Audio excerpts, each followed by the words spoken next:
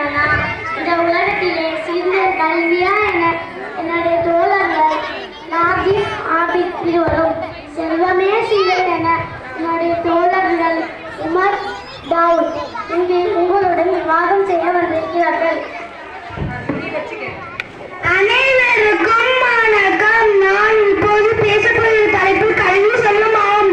கல்வி என்பது மிகப்பெரிய சொத்தாகும். கல்வி சமூகத்துக்கும் நாட்டுக்கும் பயன்படும் என்னும் சேவையாற்ற வேண்டும். நாம் அறிவுறுத்தது கல்வியும் செல்வத்தில் சிறந்து சொல்லும் கல்வியும். கல்வி கண் போன்றது. கல்வி யாராக இருக்கிற நன்றி. செல்வமே சிலர் என என்னுடைய தோழர் உமர் உங்களுடன் விவாதம் செய்ய வந்திருக்கிறார்கள். அவர்களுக்கு வணக்கம். பொருள் செல்வம் இல்லாதவர்களுக்கு உலக இன்பங்களை அனுபவிக்க இயலாது.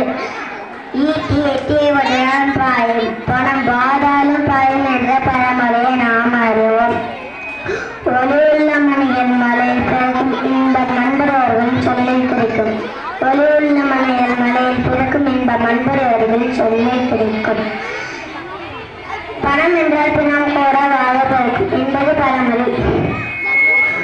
கல்வி கற்பதற்கு கூட பணம் வேண்டும் அல்லவா? அதனால் பணமே சிறந்தது என்று பின்பற்றுகிறது. கல்வி செல்வது என்று என் விபத்தை நான் முடித்துக் கொள்கிறேன். நன்றி. கல்வியே செல்வது என என்னுடைய தோழர் ஆபித் உங்களிடம் விவாதம் செய்ய வந்திருக்கிறார்கள்.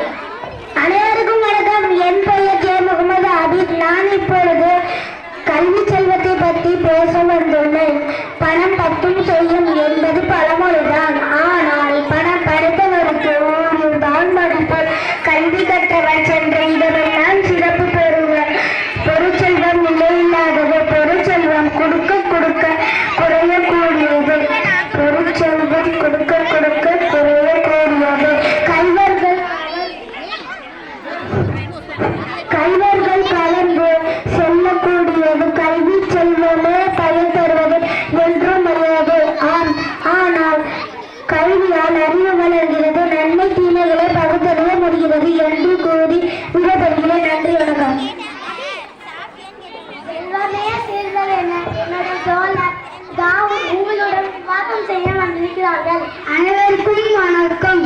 செல்வம் பொருள். இக்கால சூழலில் கல்வியை பெறவும் வாழ்க்கையின் அடிப்படை தேவைகளை நிறைவு செய்யும் செல்வம் கட்டாயம். செல்வம் இல்லை என்றால் கல்வியால் எந்த பயனும் இல்லை என்று வாதம் முன்வைக்கப்படுகிறது. நன்றி, வணக்கம்.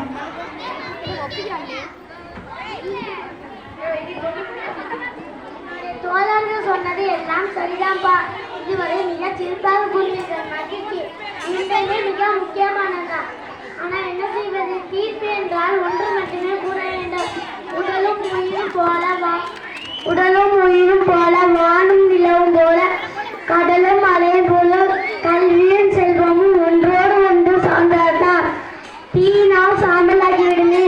ஐயே, பெருமலை வந்து அடித்து சென்று விட்டது.